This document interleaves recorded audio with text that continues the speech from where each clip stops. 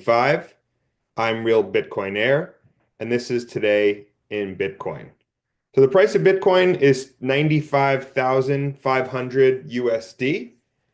Sitting okay. It's been here for a while now, since January, all-time high of around 110.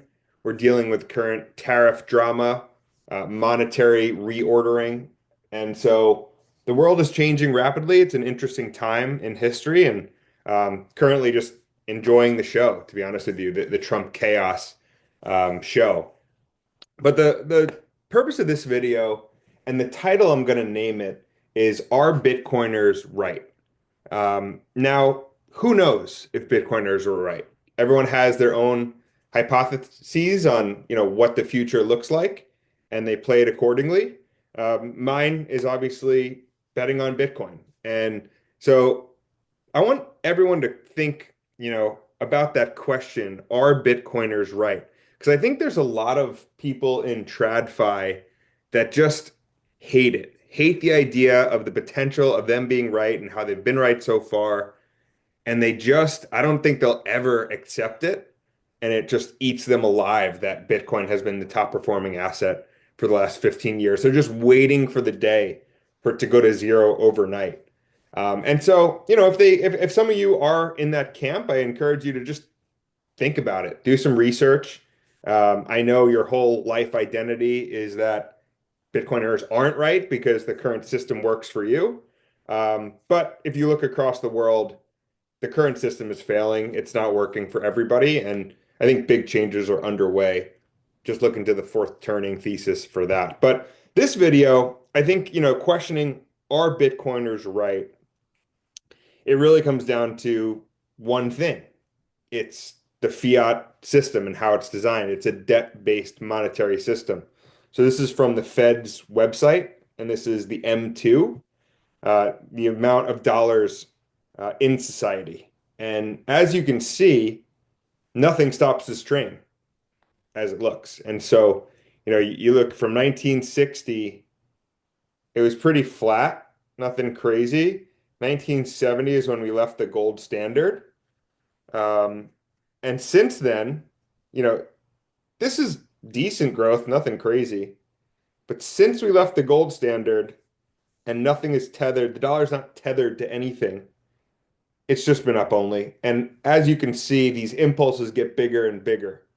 So you have, the dot-com bubble increased pretty significantly from like 5 to 800,000 billion trillions.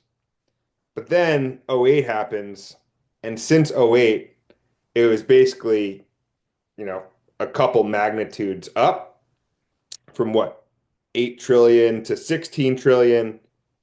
COVID hits, and then it's just the door's blown off, you know, 20 plus trillion, but we're, 37 trillion basically at this point of government debt and dollars in circulation. And so nothing stops this train, because if they do, it's all over. And maybe that does happen. And that is, in my opinion, the biggest risk to Bitcoin. It's true austerity. Will they do a reset and just scrap the current system and not print money? Then Bitcoin has no use. But if that happens, the entire global economy crashes to its knees. All banks fail, they start over, and it's just not tenable, especially given the US's 4-year election cycle. And so are Bitcoiners right? Why have they been right so far?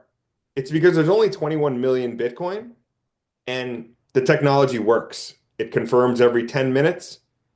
Blocks are made every 10 minutes. You can send it across the world, and it's confirmed in 10 minutes. And so, what that means is that it's just up only in corresponding with the M2 money supply. Just like stocks have been up only since 2010, just like gold has been on a tear recently, real estate. The reason why these things are up only is because people need places to put their dollars, and they're just continuing to print more and more dollars, and they'll try to decrease the supply, but look what happens. All of a sudden, boom, lower, higher low, right? It's just this train is not going to stop, and that's why Bitcoiners are right. Now, again, there is the risk of them crashing the dollar supply, crashing the global economy, and starting over. Um, I'm taking the other side of that bet. This is, I think a lot of people also get turned away by the volatility and they're like, oh, it could never be a currency. Well, think of Bitcoin as an asset like gold or real estate, a store of value asset. And it's actually been up only, forever. And this is its 200-week moving average. The 200-week moving average price is 46,000. And so it's just up and to the right, this chart over time. And that's because the dollar supply and fiat in general keeps moving up and to the right. So zoom out over a 4-year period, Bitcoin has always been higher highs and higher lows. And then the 200-week moving average, long period of time, highlights that. And so, you can get the boom bust cycles where it rips up to 68K and crashes down to 15. But generally, this red line, 200 weeks, if you just stick to that, it's been up and to the right.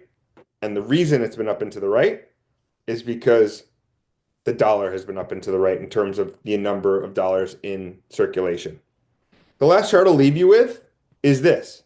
So Bitcoin has had a couple bad years, and that's what causes people to lose their mind about how it's not a store of value and it can never be a currency, blah, blah, blah, blah, blah, blah. But look how ridiculous this chart is. From 2011 to 2025, annual return is 142. Anything close to that, US growth, so tech stocks basically are 15%. 142.